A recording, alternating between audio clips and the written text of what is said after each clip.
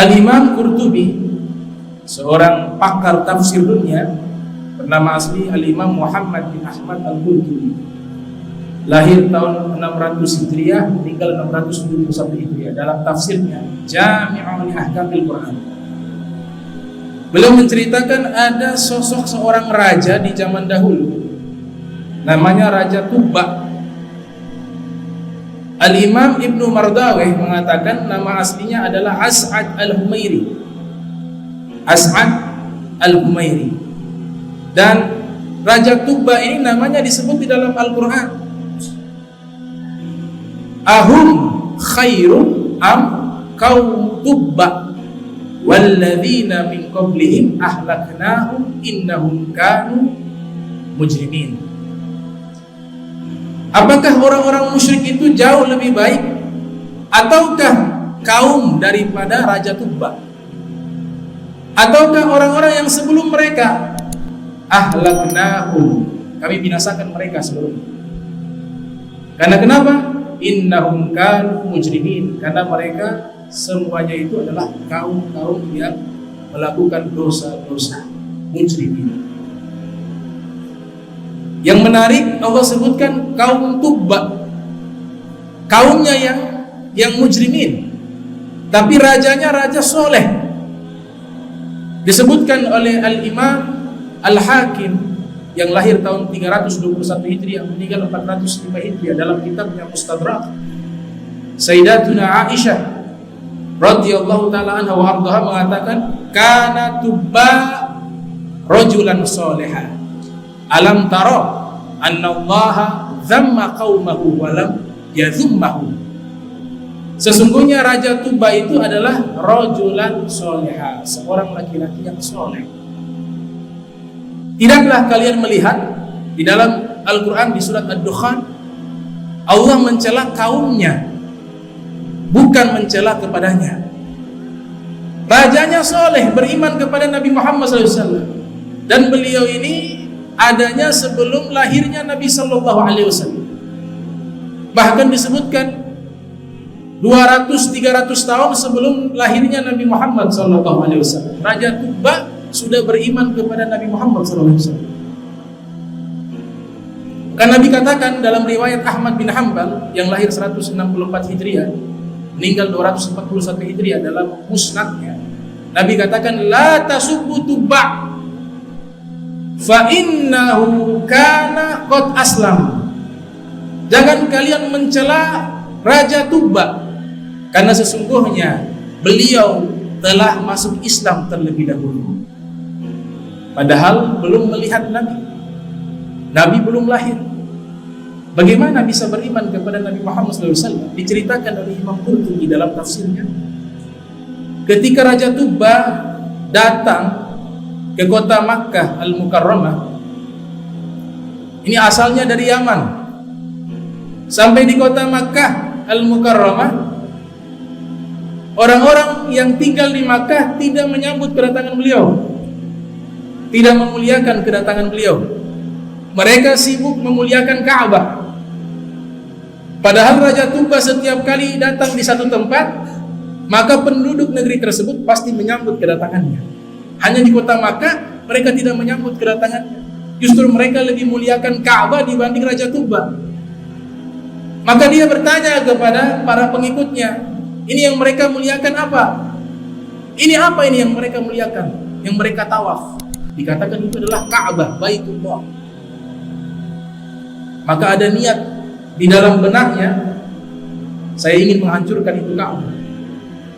Ketika niat itu ada dalam hatinya, tidak lama kemudian ditimpa penyakit kusta. Maka di saat ditimpa penyakit kusta, dipanggil tabib, dokter datang untuk mengobati. Ternyata tidak bisa sembuh. Sampai parahnya penyakit tersebut itu mengeluarkan bau busuk, penyakit kusta.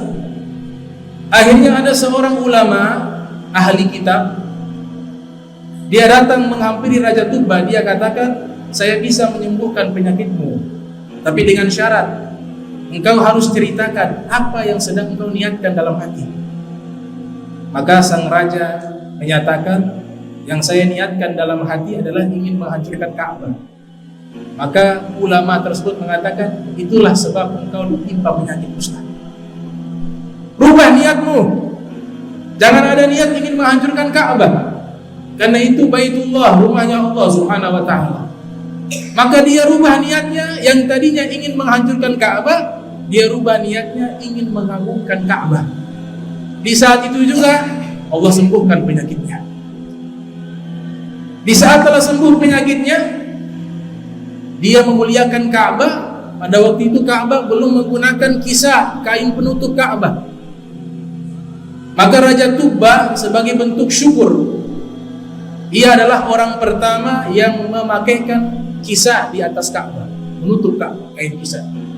Al-Imam Abu Fida Ismail ibn Umar ibn Katsir, yang lahir tahun 700 Hijriah, meninggal tahun 774 Hijriah, di dalam kitabnya Al-Bidayah wan Nihayah mengatakan, awwalu man kasal Ka'bah fahuwa Maliku Tuba.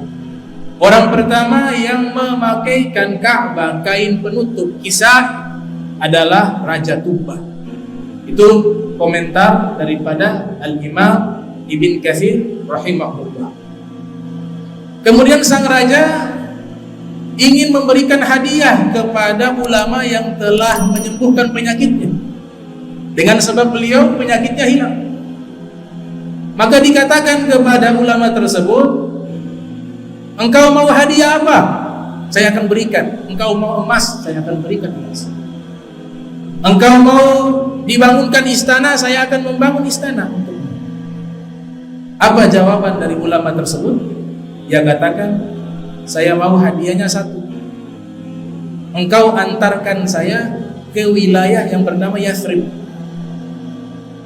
Pada waktu itu Yathrib, nama lain dari kota Al-Madinatul Munawwarah, belum ada penghuni, dan wilayah itu bukan wilayah jalur perdagangan.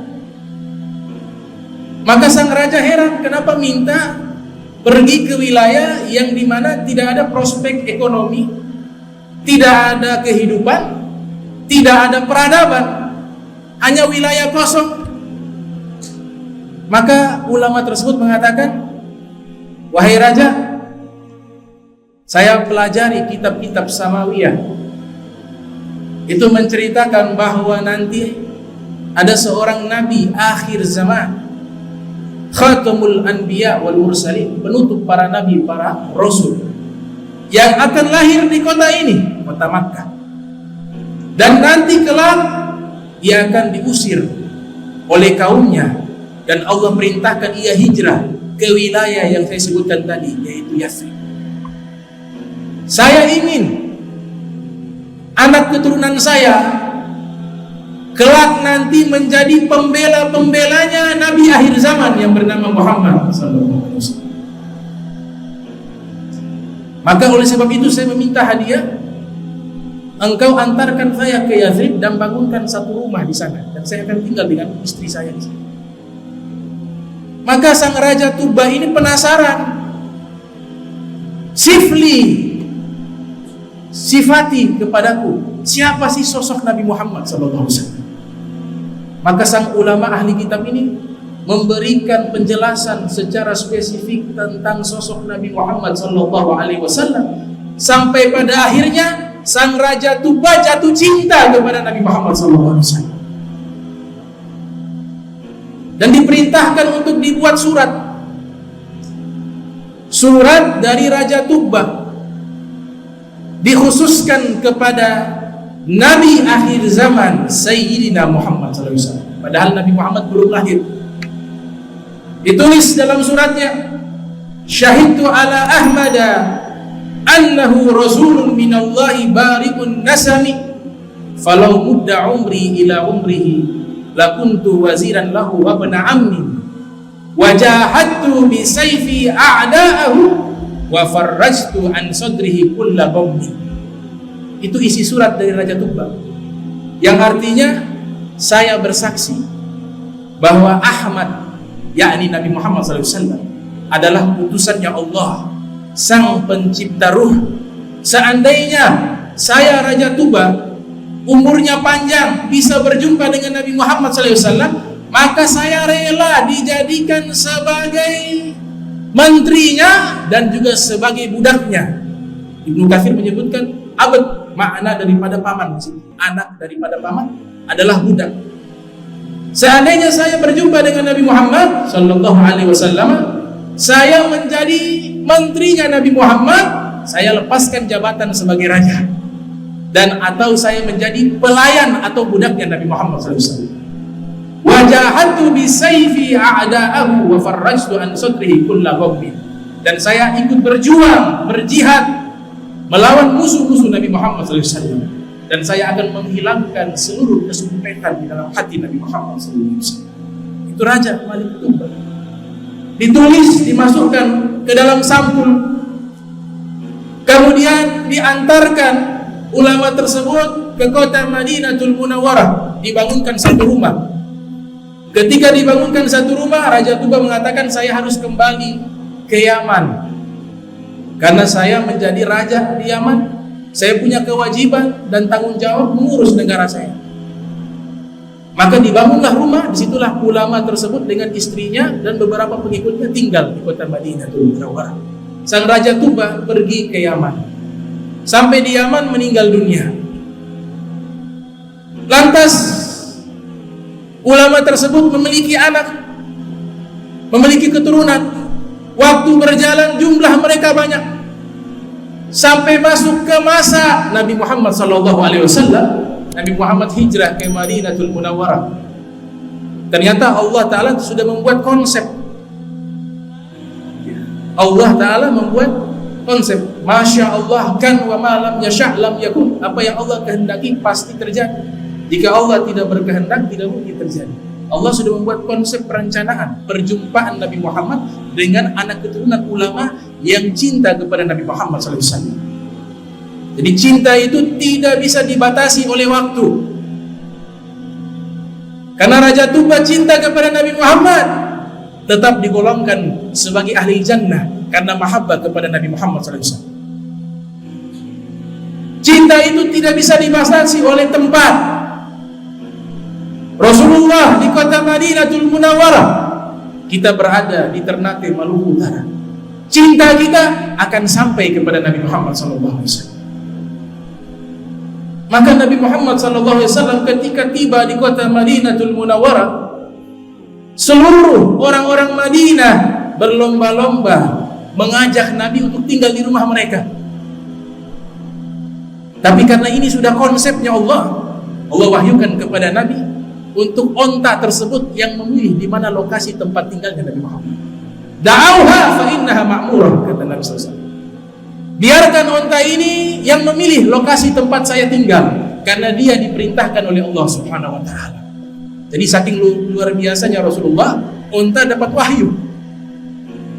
Onta dapat wahyu karena dekat dengan Nabi Muhammad SAW.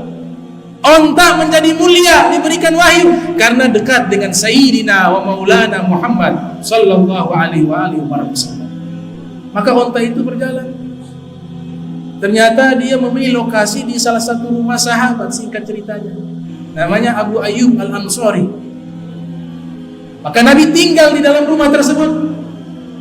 Ketika pertama kali Nabi masuk ke dalam rumah tersebut, disodorkan surat. Ya Rasulullah, ini surat dari kakek buyut kami yang pertama kali tinggal di kota Madinatul Munawwarah. Ini seluruh anak keturunan daripada ulama tersebut. Dan ini Raja Tuba, seorang raja dari Yaman, sudah menitipkan surat berabad-abad yang lalu, khusus diberikan kepada engkau, wahai Nabi Muhammad SAW. Maka Nabi Muhammad SAW mengatakan, kalau begitu buka dan bacakan di hadapan. Maka dibacakanlah isi surat tersebut. Syahidtu ala Ahmada annahu rasulun minallahi bari'un nasam.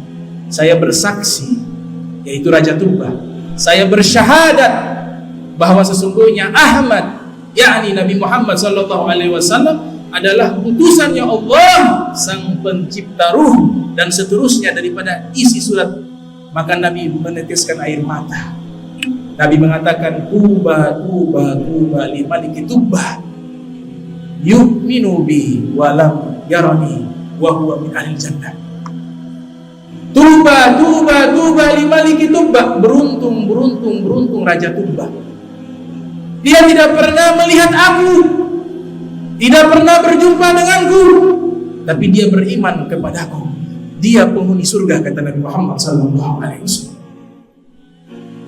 Al-Imam Abdul Wahhab Asy-Sya'rani rahimahullah, yang lahir 898 Hijriah, meninggal 973 Hijriah, beliau menyatakan dalam kitabnya Tanbihul Muqtarrin, di masa Al-Imam Abdul Wahhab, atau tidak lama dari masa beliau, ada kuburan para raja di Yaman, khususnya di wilayah Son'a, terbongkar.